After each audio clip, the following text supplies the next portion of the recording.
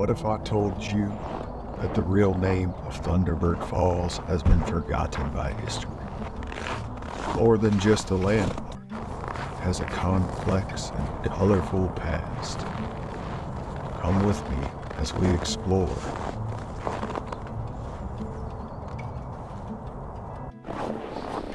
Beautiful backdrop today, beautiful scenery. Beautiful day to be with a beautiful family.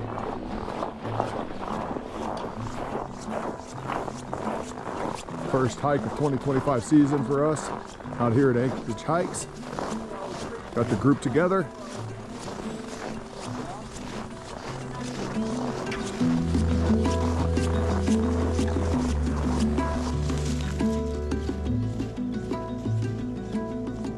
As we head to the falls, let's take a moment to reflect on the history of this land.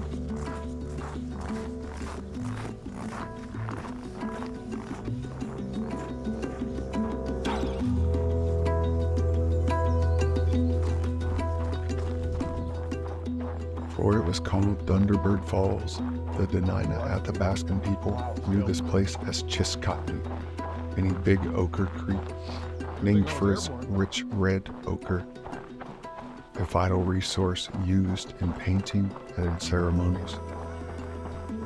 The falls themselves would likely have been called Chiskatni Nubilin. But in 1935, the Anchorage Camera Club, unaware of its indigenous history, renamed it after the Thunderbird, a mythological figure from Pacific Northwest tribes like the Tlingit and Haida, despite no connection to Dena'ina culture. Even earlier, in 1911, prospectors called the area Red Copper Gulch, hoping to mine its mineral-rich soil, but their efforts failed, and that name was also forgotten. Long before the American presence, the Shelikovs, fur traders, and other Russian trading companies spread thinly throughout Alaska, establishing work camps, outposts, forts, towns, and churches. These camps were notorious for the harsh treatment of Alaska natives, including enslavement and forced labor. Kids waiting around the bridge.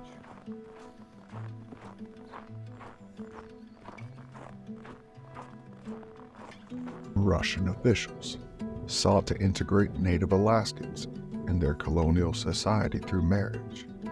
In a letter dated May 12, 1794, Ivan Peel wrote to Grigory Shelikov, "It would also be very useful, while these economic benefits are in the process of being realized, if a bachelor settlers should take Native American women as their wives and teach them how to perform all household tasks. This could be done with the help of Russian women, young girls, or members of families there now. Likewise, efforts should be made to arrange marriages between Native American men and young Russian girls, and with Russian widows, so that mutually beneficial ties will be established."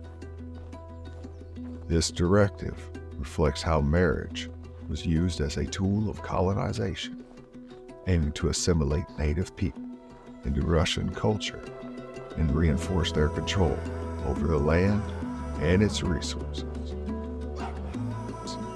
The oldest building in this Anchorage area is the old St. Nicholas Church in Include. Russian traders were known to violently coerce. The Russians would take native women and children hostage, demanding furs in exchange for their lives.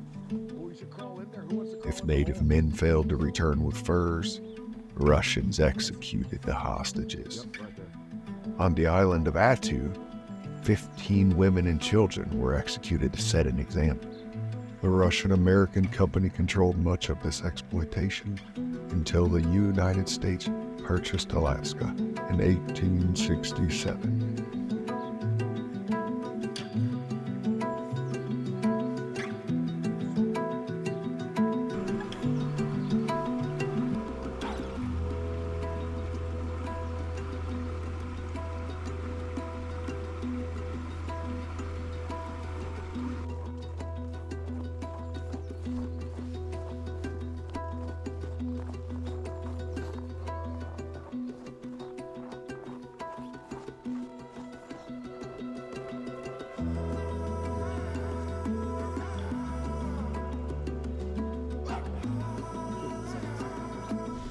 So, got my spikes on. Gonna walk out here on the ice and try to see the waterfall.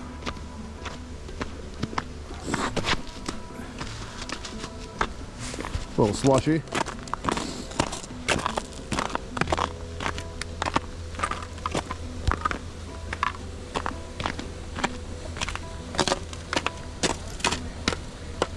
Oh yeah.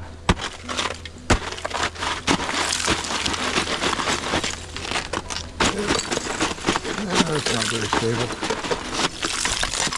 It'll dig a nice hole in there. Get here and get some footage.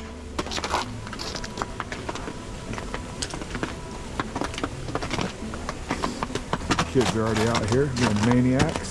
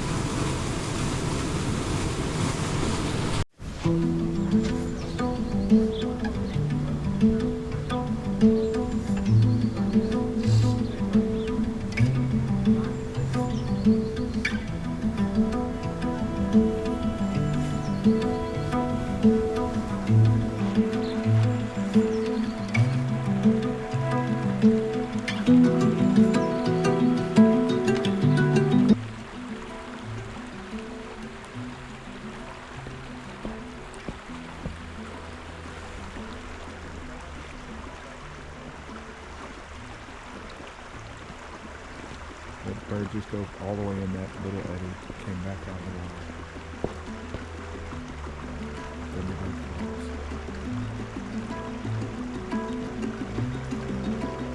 Just got me, there it goes in the water now. Too cool. Got some dangers like these little ice fields out here. Good to have some cleats on.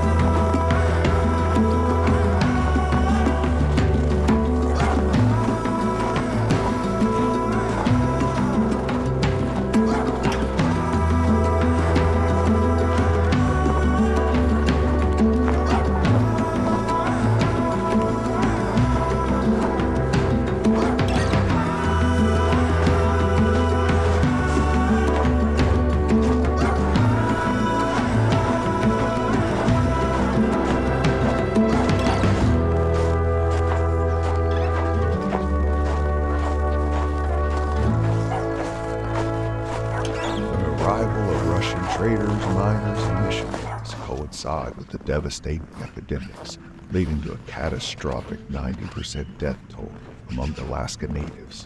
This is known as the Great Death. Many Alaskan places still bear Russian names.